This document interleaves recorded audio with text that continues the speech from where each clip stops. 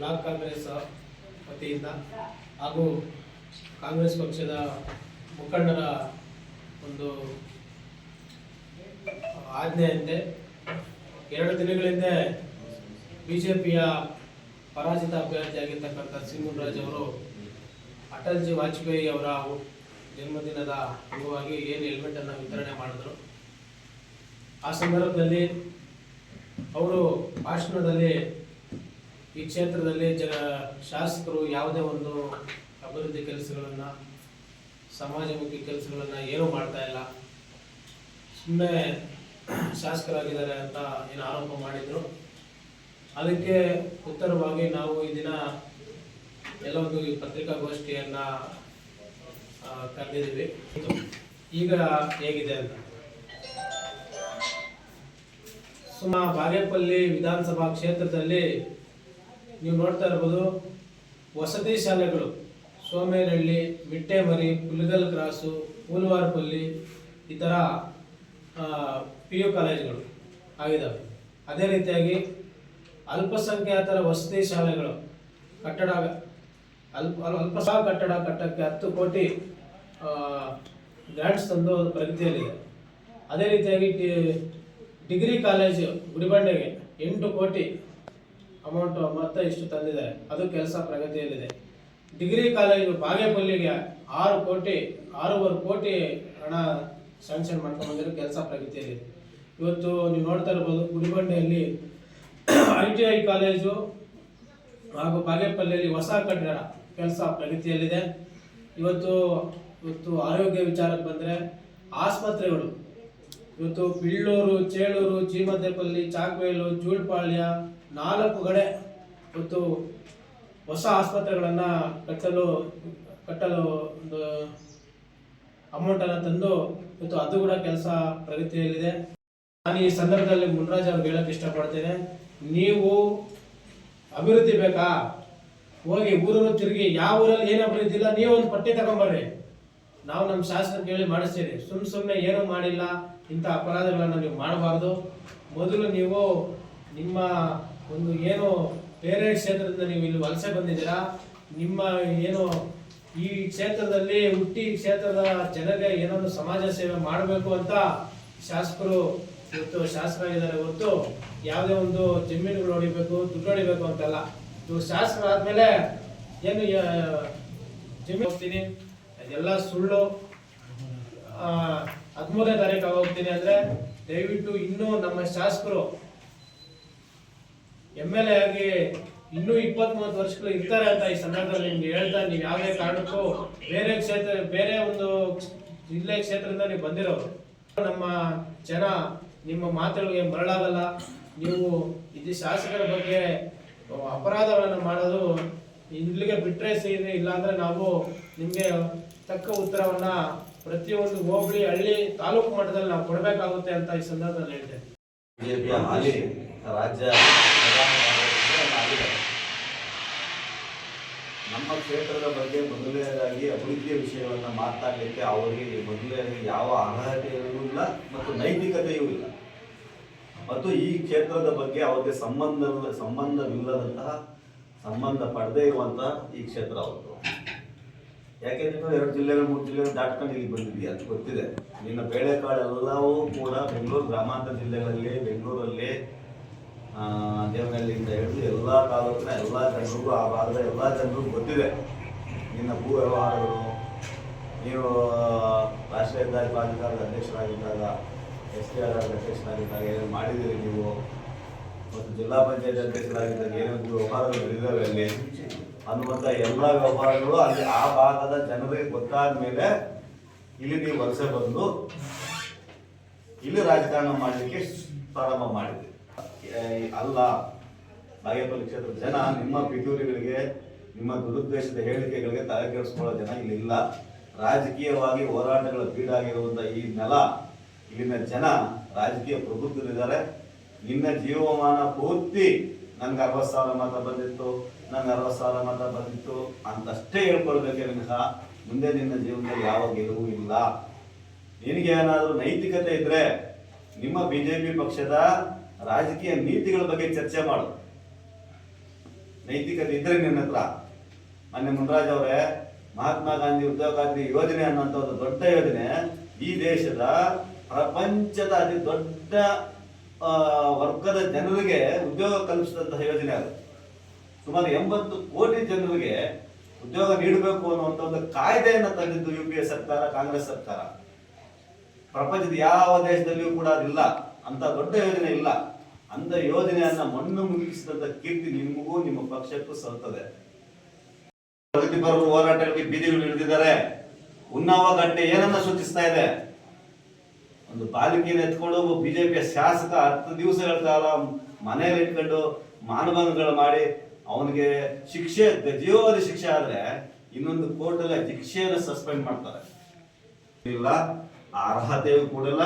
ದಯವಿಟ್ಟು ಈ ಕ್ಷೇತ್ರದಿಂದ ನೀನು ದೂರ ಇರೋದು ತುಂಬಾ ಒಳ್ಳೇದು. ಜನ ಪ್ರಬುದ್ಧರಿದ್ದಾರೆ, ನಿನಗೆ ಬುದ್ಧಿ ಹೇಳ್ತಾರೆ. ಇಲ್ಲಿ ಯಾವ ನಿನ್ನ ಬೇಳೆಕಾಳುಗಳು ಕೂಡ ಬೆಳೆಯೋದಿಲ್ಲ. ಜನ ಒಗ್ಗಟ್ಟಾಗಿದ್ದಾರೆ ಮತ್ತು ಈ ಕ್ಷೇತ್ರದಲ್ಲಿ ನೆಂದೆಂದಿಗೂ ಕೂಡ ವಲಸಿಗರಿಗೆ ಅವಕಾಶ ಸಿಗೋದಿಲ್ಲ. ನಮ್ಮ ಕ್ಷೇತ್ರದಲ್ಲಿ ಶಾಸಕರಾಗುವಂತ ಎಲ್ಲ ಹಾರೈಕೆಯು ಮುಂದುವರಿಲಿಕ್ಕೆ ಎಲ್ಲ ಹಾರೈಕೆಯು ಸುಬ್ಬಾರೆಡ್ಡಿ ಅವ್ರಿಗಿದೆ. ಅದನ್ನ ಅವರು ಈ ಕ್ಷೇತ್ರ ಇಡೀ ರಾಜ್ಯದಲ್ಲಿ ಈಗ ನೀವೆಲ್ಲ ನೋಡ್ತಾ ಇದ್ದೀರಿ. ಇದು ಒಂದು ಸೇತುವೆಯನ್ನು ನಿರ್ಮಾಣ ಮಾಡಿದ್ರು. ಅದೇ ಈ ಕಡೆ ಅದೇ ಹಂಸಂದ್ರ ಪಂಚಾಯತಿಯಲ್ಲಿ ಇನ್ನೊಂದು 3 ಕೋಟಿ ರೂಪಾಯಿ ಸೇತುವೆ ಇದಾಗಿದೆ.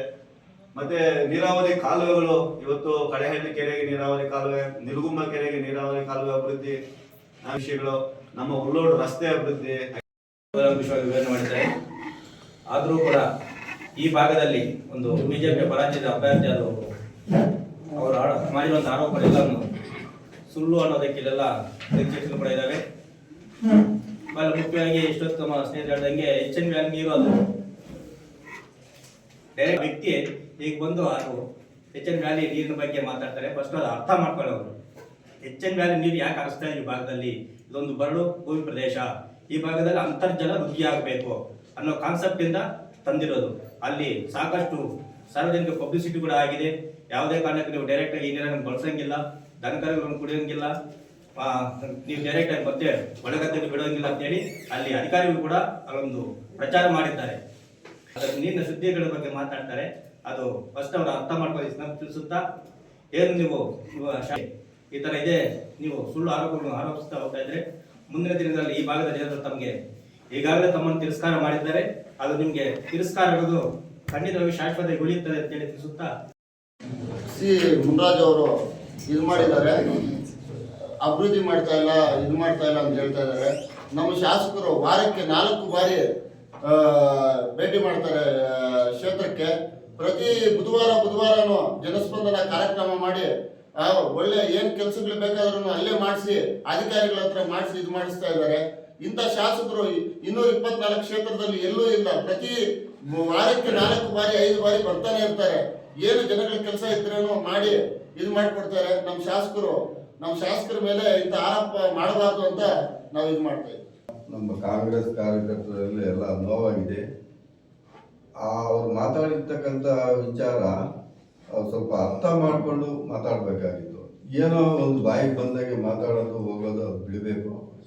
ದಯವಿಟ್ಟು ಈಗ ನಮ್ಮಂಥ ಸಣ್ಣ ಸಮಾಜ SC ST ಅವರಾಗಲಿ ಅವರಿಗೆ ಸರ್ಕಾರದಿಂದ ಏನೇನು ಸೌಲಭ್ಯಗಳು ಇದ್ದಾವೆ ಎಲ್ಲ ಹುಡುಕಿ ಅವರು ಗ್ರಾಮಕ್ಕೆ ಆ ಒಂದು ಸೌಲಭ್ಯಗಳನ್ನು ತಲುಪಿಸ್ತಾ ಇದ್ದಾರೆ.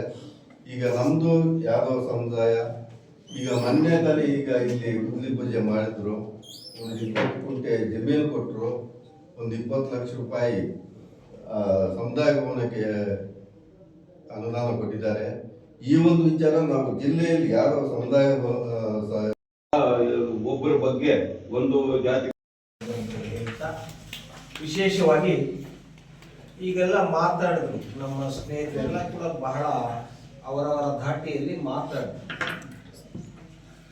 ನಿಮ್ಗೆ ಗೊತ್ತಿಲ್ಲ HN ವ್ಯಾಲಿ ಅಂದ್ರೆ ಏನು, HN ವ್ಯಾಲಿ ಯೋಜನೆ ಎಲ್ಲಿ ಅನುಷ್ಠಾನ ಆಗಿದೆ ನಮ್ಮ ತಾಲೂಕಲ್ಲಿ ಅಂದ್ರೆ ಅದು ನಮ್ಮ ಭಾಗದಲ್ಲಿ. ಗುಡಿಬಂಡೆ ತಾಲೂಕನ್ನ ಗ್ರಾವಿಟಿ ಇಲ್ಲ ಅನ್ನೋ ನಿಟ್ಟಿನಲ್ಲಿ ನಮ್ಮದನ್ನ ಬಿಟ್ಟುಬಿಟ್ಟಿದ್ರು ಗುಡಿಬಂಡೆ ತಾಲೂಕನ್ನ. ಅದಕ್ಕೆ ಆಗಿನ ಕಾಲದಲ್ಲಿ ಗೌರವಾನ್ವಿತ ಸಿದ್ದರಾಮಯ್ಯ ಮತ್ತು ವೀರಪ್ಪಯ್ಯವರು ನಮ್ಮ ಶಾಸಕರು 2013ರಲ್ಲಿ ಆ ಯೋಜನೆಯನ್ನು ತಂದ್ವಿ ನಾವು.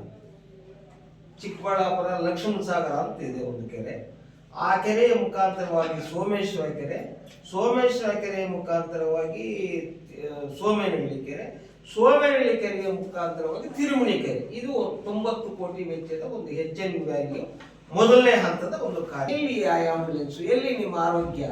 ಈಗ ನಮ್ಮ ಗೌರವಾನ್ವಿತ ಶಾಸಕರಾದ ಸುಬ್ಬಾರೆಡ್ಡಿ ಅವರ ನೇತೃತ್ವದಲ್ಲಿ ನಮ್ಮ ಸರ್ಕಾರಿ ಆಸ್ಪತ್ರೆ ನೋಡ್ಬೇಕು ನೀವು, ನಾವಲ್ಲ. ಒಂದು ವೇಳೆ ನ್ಯೂನತೆ ಇದ್ರೆ ನೀವು ಹೇಳಿ ಸರಿ ಮಾಡೋಣ. ಒಂದು ಎಲ್ಲಿ ಗೌರವಾನ್ವಿತ ಈ ಭಾಗದ ಲೋಕಸಭಾ ಸದಸ್ಯರಾದಂತಹ ಸುಧಾಕರ್ ಅವರನ್ನ ಪಾರ್ಲಿಮೆಂಟ್ ಚುನಾವಣೆಯಲ್ಲಿ ನೀನು ನಡೆಸಿಕೊಂಡಿರ್ತಕ್ಕಂಥ ನೀತಿ ಮತ್ತು ನಿನ್ನ ಭಾಷೆ ಅವರ ತಲೆಯಲ್ಲಿ ಇವತ್ತು ಜೀವಂತವಾಗಿದೆ. ಏನೋ ಬಂದಿದ್ದೆಲ್ಲ ಮಾತಾಡೋದಲ್ಲ ರೀ. ರಾಜಕಾರಣದಲ್ಲಿ ರಾಜಕಾರಣ ಮಾಡೋದು ಪ್ರಜಾತಂತ್ರ ವ್ಯವಸ್ಥೆಯಲ್ಲಿ ಯಾರು ಎಲ್ಲಿಂದ ಬೇಕಾದ್ರೂ ರಾಜಕಾರಣ ಮಾಡಬಹುದು, ಅದು ಒಂದು ಭಾಗ. ಉಳಿಸ್ಕೊಳ್ಳಿ. ಸುಧಾಕರ್ ಅವ್ರಿಗೂ ನೀವು ನೋಡಿದ್ರೆ ಆಗಲ್ಲ. ಇನ್ನು ನಮ್ಮ ಸುಬ್ಬಾರೆಡ್ಡಿ ಅವ್ರು ಮಾತಾಡೋದು ಈಗ ನಿಮ್ಮ MP ಅವರು, ನೀವು ಮತ್ತು ಅವರ ಸಂಬಂಧವನ್ನು ಮೊದಲು ಸುಧಾರಣೆ ಮಾಡ್ಕೊಳ್ಳಿ, ಆಮೇಲೆ ರಾಜಕೀಯ ಮಾತಾಡ.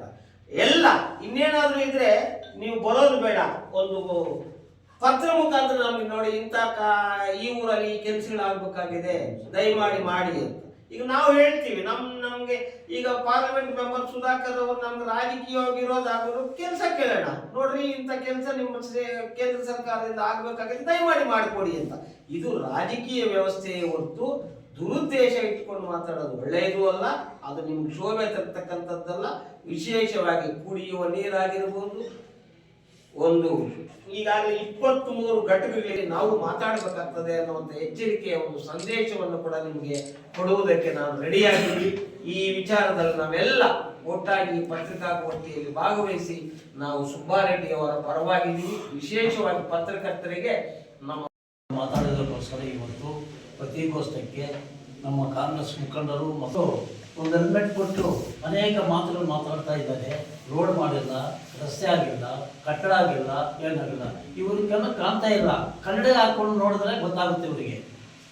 ಕನ್ನಡ ಹಾಕೊಂಡ್ರೆ ಕಣ್ಣಿಗೆ ಕಾಮಂತ ಬಂದಿದೆ ಏನೋ ಅವರಿಗೆ. ಕನ್ನಡ ಹಾಕೊಂಡು ನೋಡಿದ್ರೆ ಗೊತ್ತಾಗುತ್ತೆ ಎಲ್ಲೆಲ್ಲಿ ಏನೇನು ಮಾಡಿದ್ದಾರೆ ಅನ್ನೋದು ಗೊತ್ತಾಗುತ್ತೆ. ಇವರೆಲ್ಲ ಇಲ್ಲ ಸಲ್ಲದ ಅಪಾದನೆಯನ್ನು ಮಾಡುವುದಕ್ಕೆ ಇವರು ಸರಿ ಇಲ್ಲ. ಇವರು ಬುದ್ಧಿ, ಇವರು ನಮ್ಮ ಜಿಲ್ಲೆಯವರಲ್ಲ, ನಮ್ಮ ತಾಲೂಕಿನವರಲ್ಲ, ನಮ್ಮ ವಿಲೇಜ್ನವರಲ್ಲ. ಎಲ್ಲರಿಂದ ಬಂದು ಇಲ್ಲಿ ಅಲ್ಲಾಡಿಸ್ಬೇಕಂದ್ರೆ ನಾವು ಕಾಂಗ್ರೆಸ್ ಅವರು ಸುಮ್ಮನೆ ಇರ್ತೀವ? ಸುಮ್ಮನೆ ಇರೋಕ್ಕೆ ಸಾಧ್ಯವೇ ಇಲ್ಲ. ಇವ್ರ ಮೇಲೆ ಏನು ಬೇಕಾದರೂ ಅಪಾದನೆ ಮಾಡಿದ್ದಾರೆ. ಆ ಅಪಾದನೆಗಿಂತ 100 ಮಾಡ್ತೀವಿ ನಾವು. ಸರಿಯಾಗಿ ಬಾಯಿ ಇಟ್ಟುಕೊಂಡು ನಾಲಿಗೆ ಇಟ್ಟುಕೊಂಡು ನೀವು ಮಾತಾಡಿ. ನೀವು ಬಂದಿದ್ದೀರಿ, ನಮ್ಮ ಕ್ಷೇತ್ರಕ್ಕೆ ಬಂದಿದ್ದೀರಿ. ಪತ್ರಕರ್ತರ ಹೇಳ್ತಾ ಇದ್ದೀನಿ, ಮತದಾರನ ಕಾಲಕ್ಕೆ ಹಿಡ್ಕೊಂಡು ಕೇಳ್ಕೊ. ಇವೆಲ್ಲ ಅಪಾದನೆ ಮಾಡೋದು ಶೂನ್ಯತೆ ಆಗಿದೆ. ಇದರಿಂದ ಇವರಿಗೆ ಬುದ್ಧಿ ಕಲಿಸ್ತೀವಿ. ಹಿಂದೆ ಏನಾದರೂ ಈ ಥರ ಮಾತಾಡಿದ್ರೆ ಮುಂದಿನ ದಿನಗಳೇ ಬುದ್ಧಿ ಕಲಿಸ್ಬೇಕು ಅನ್ನೋ ಉದ್ದೇಶ ಇದೆ. ಇವರು ನಿಜವಾಗಲೂ ಶಾಸಕರಾಗುವುದಿಲ್ಲ. ಈ ಕ್ಷೇತ್ರದಲ್ಲಿ ಈ 60,000 ಮತ ಬಂದಿದೆ ಅಂತ ಹೇಳ್ತಾ ಇದ್ದಾರಲ್ಲ, 20,000 ಕೂಡ ಬರಲ್ಲ ಮತ. ನೆಕ್ಸ್ಟ್ ಇವರು ಮಾಡಿರೋದಕ್ಕೋಸ್ಕರ ಇಂಥವರು ಶಾಸಕರಾಗಿದ್ದರೆ ನಾವತ್ತು ಉಳಿಯೋಕ್ಕಾಗ್ತಾ ಇಲ್ಲ. ನಮ್ಮ ಸುಬ್ಬಾರೆಡ್ಡಿ ಅವರು ಇವತ್ತು ಯಾವ ವಿಲೇಜಲ್ಲಿ ಗಲಾಟೆಗಳಿಲ್ಲ, ಯಾವ ಪೊಲೀಸ್ ಸ್ಟೇಷನಲ್ಲಿ ನಾವು ಲೀಡ್ಗಳು 24 ಗಂಟೆ ಇರಬೇಕಾಗುತ್ತೆ. ಬೇರೆಯವರು ಶಾಸಕರಾಗಿದ್ದರೆ ಸುಬ್ಬಾರೆಡ್ಡಿ ಆಗೋದು ಇಲ್ಲಿ ಎಲ್ಲಿ ಸಮಾಧಾನವಾಗಿ ನಮ್ಮ ವಿಲೇಜ್ಗಳಲ್ಲಿ ಪೊಲೀಸ್ ಸ್ಟೇಷನ್ಗಳಲ್ಲಿ ಎಲ್ಲೇ ಆಗಲಿ ಸಾವಧಾನವಾಗಿದ್ದಾರೆ, ತೊಂದರೆ ಇಲ್ಲ. ಅದಕ್ಕೋಸ್ಕರ ನಮ್ಮ ಜನರು, ನಾನು ಇವತ್ತು ನೋಡಿಲ್ಲ ಇಂಥ ಶಾಸಕರನ್ನು. ಎಂಥವರನ್ನ ಅವರು ಮೊಸರು ಹೋಗ್ಲಿ ಹೋಗಿ ಕೇಳಿದ್ರೆ ಅವರು ಸಾವಧಾನ, ಅವ್ರ ಬಾಯಿ ಚೆನ್ನಾಗಿರ್ಬೇಕು, ನಾಲ್ಗೆ ಚೆನ್ನಾಗಿರ್ಬೇಕು, ಮಾತಾಡಬೇಕು ಅಂತ ನಾನು 2 ಮಾತು ಹೇಳಕ್ಕೆ ಅವಕಾಶ ಮಾಡ್ತಾ ಇದೆಯಾ? ಮತದಾರ ಕೈಯಲ್ಲಿದೆ. ಯಾವತ್ತು ಒಂದು ಪಂಚಾಯತಿ ಗೆಲ್ಲಕ್ಕೆ ಬಿಜೆಪಿ ಅವ್ರ ಕೈಯಲ್ಲಿ ಆಗುವುದಿಲ್ಲ, ಸಾಧ್ಯವೇ ಸದಸ್ಯತೆ ಹೇಳ್ತಾ ಇದ್ದೇನೆ, ಜನ್ಮದಲ್ಲಿ ಆಗುವುದಿಲ್ಲ. ಇವರು ಅನ್ಕೊಂಡಿದ್ದಾರೆ, ಇಲ್ಲ ಸಾಧ್ಯವೇ ಇಲ್ಲ. ಇದರಿಂದ 2 ಮಾತು ಮಾಡಕ್ಕೆ ಇವ್ರ ಕೈಯಲ್ಲೇ. ಇವ್ರು ನಿರ್ಮಾಣ ಮಾಡಬಹುದಾಗುತ್ತೆ. ನಮ್ಮ ಕಾಂಗ್ರೆಸ್ ಅವರು ಕರೆಕ್ಟಾಗಿ ನಿಂತ್ಕೊಂಡ್ರೆ ಇವ್ರು ಉಳಿಯಲ್ಲ. ಇವತ್ತು ಉಳಿಯಲ್ಲ, ನಾಳೆ ಉಳಿಯಲ್ಲ. ಬಾಯಿ ಬಂದ ಮಾತಾಡಿದ ಪ್ರಯೋಜನ. ಮೋದಿ ಅವರು ಘೋಷಣೆ ಕೊಟ್ಟಿದ್ದು ಕಾಂಗ್ರೆಸ್ ಮುಕ್ತ ಭಾರತ ಮಾಡ್ತೀವಿ ಅಂತೇಳಿ. ಅವ್ರ ಕೈ ಲಾಯಕ ಆಗತ್ತಾ? 40-50 ಸೀಟ್ ಇದ್ರೆ ಈಗ 100 ಸೀಟಿಗೆ ಬಂದಿದೆ. ಮುಂದಿನ ಚುನಾವಣೆಯಲ್ಲಿ ಜನ, ಭಾರತೀಯ ದೇಶದ ಜನ ತೋರಿಸ್ತಾರೆ. ಸಾಧ್ಯ ಏನೊಂದು ಏನು ಈ ದೇಶದಲ್ಲಿ ರಾಜಕಾರಣ ಮಾಡ್ತಾರೆ ಒಂದೇ, ಒಂದು ಪಾಕಿಸ್ತಾನ ತೋರಿಸ್ತಾರೆ, ಇಲ್ಲಿನ ಅಲ್ಪಸಂಖ್ಯಾತರ ತೋರಿಸ್ತಾರೆ.